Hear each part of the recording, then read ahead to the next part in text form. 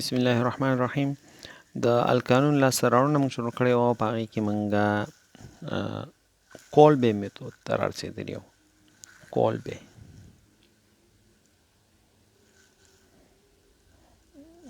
کولبې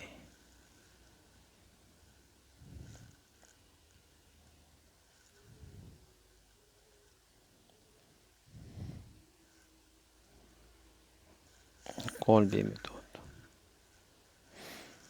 نو کولبې میتود کې موږ د کاربوکسيليک اسیدونو سوډیم مالګې چې دي د دې غلیظ محلول جوړو او هغه بیا موږ الکترالیسیس د هغې کوو. د هغې موږ بیا څه کوو؟ الکترالیسیس کوو. نو که موږ غلیظ محلول د سوډیم مالګو واخلو، د کاربوکسیلیک اسیدونو سوډیم مالګې موږ واخلو او د هغې موږ غلیظ محلول د هغې موږ هایدرالیسیس وکړو، هایدرولیز عملیه وکړو، نو ما سره به آر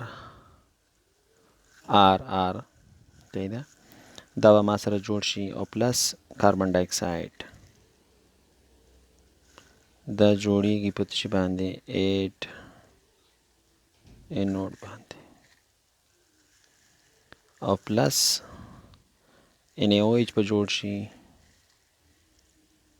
همدارنګې H2 د سوډیم هایدروکساید هایدروجن دا به موږ سره جوړ شي په کیتود باندې.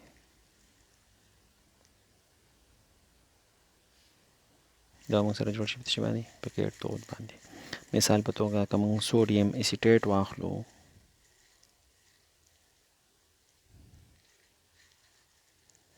sodium acetate یا sodium acetate دی پلس په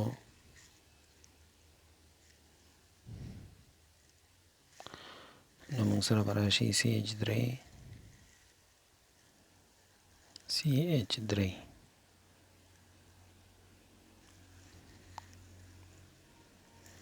پلس کاربن ډای اکساید او دا به پکېږي په انوډ باندې.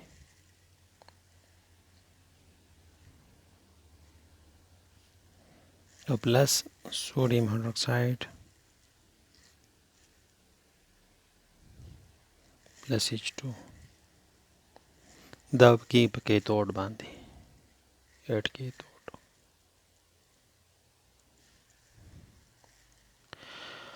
او موږ کولی شو چې سوډا لایم څخه موږ لاسته راوړو.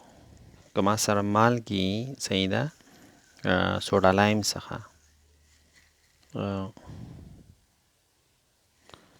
د سوډا